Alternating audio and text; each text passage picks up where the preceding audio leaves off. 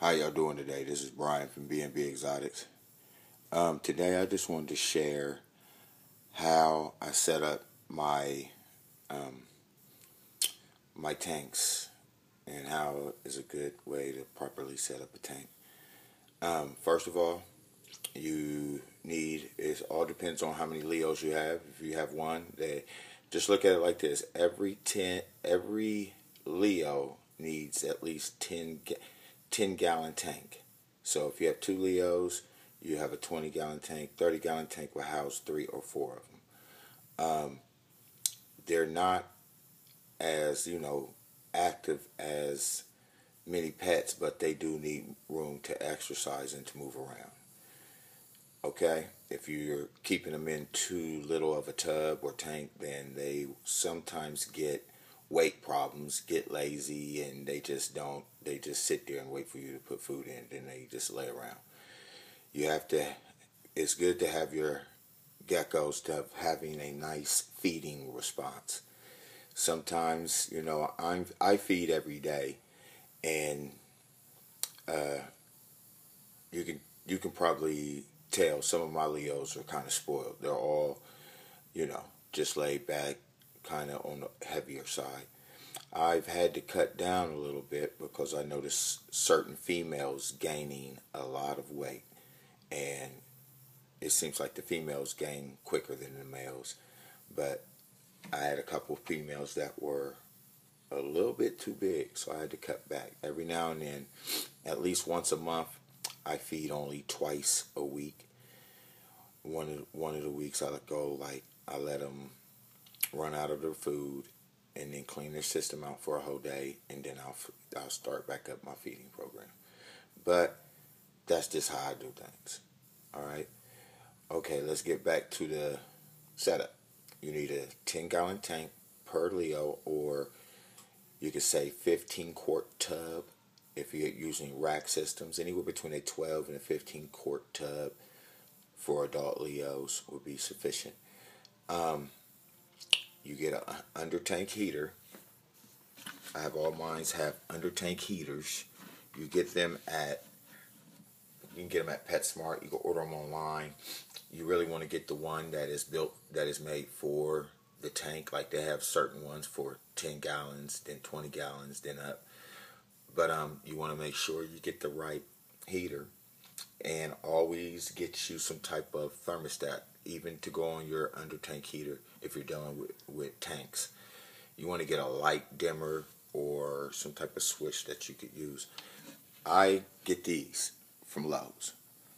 Okay, I get these right here. You can control it. You plug the under tank heater into it right here. You plug the under tank heater into it right there, and then you control it with this. This works fine for me. It seems to keep my heat always at, a certain temperature I need it. And then you place the under tank heater up under the tank. A lot of people, I've noticed people that have put it inside the tank, not thinking.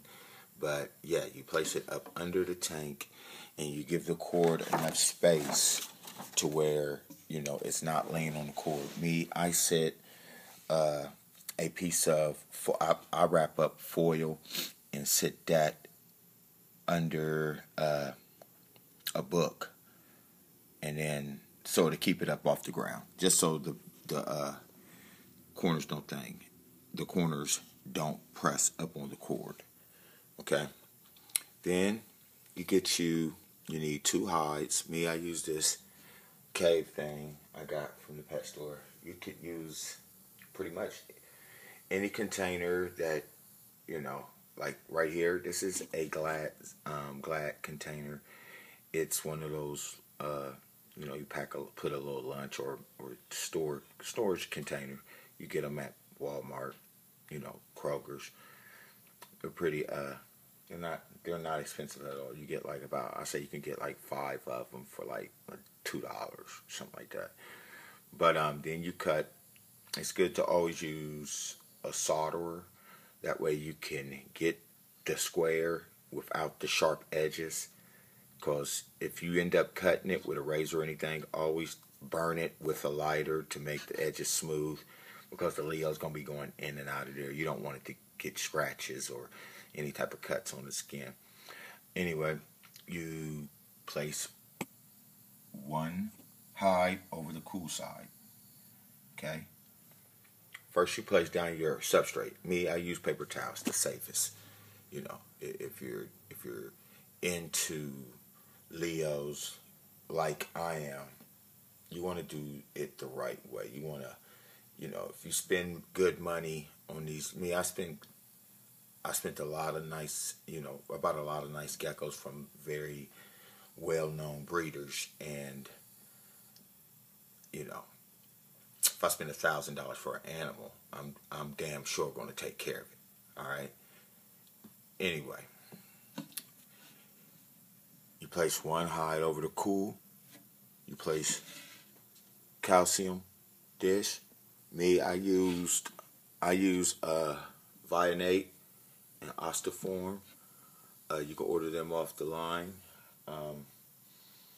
There's many other kinds. You just want to make sure you get all the vitamins and minerals that your Leo needs. You just want to do some research. Reptical, they have vitamin, I think it's called vitamin. Then they got there's a lot of them.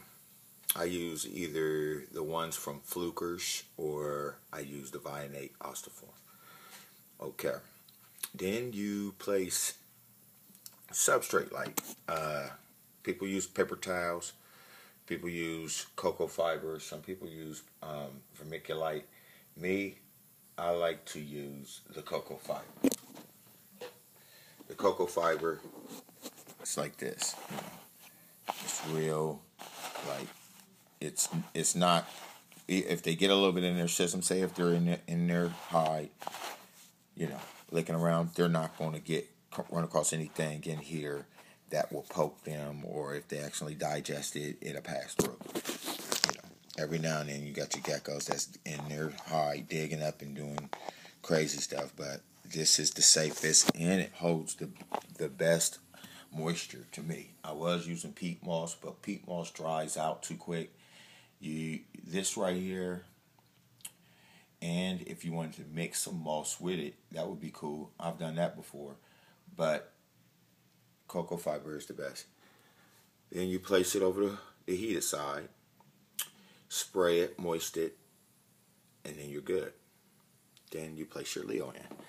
Let me give y'all a little sample of this beautiful.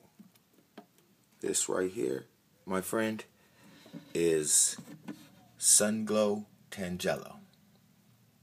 She's from the Golden Gate Gecko. She is crossed with one of Miss McGinnis's Sunglows, bred to a Ron Tremper Tangelo. And she will be going to a Super Tangelo. That's where I would be breeding her. Tighten up on the Tangelo side. But, yep. That's her. Alright, and that's basically what you do. I got the water in here, the calcium, dry area over there, moist area here. Alright, this is Brian from Bnb Exotics, and I want y'all to have a nice day. Later.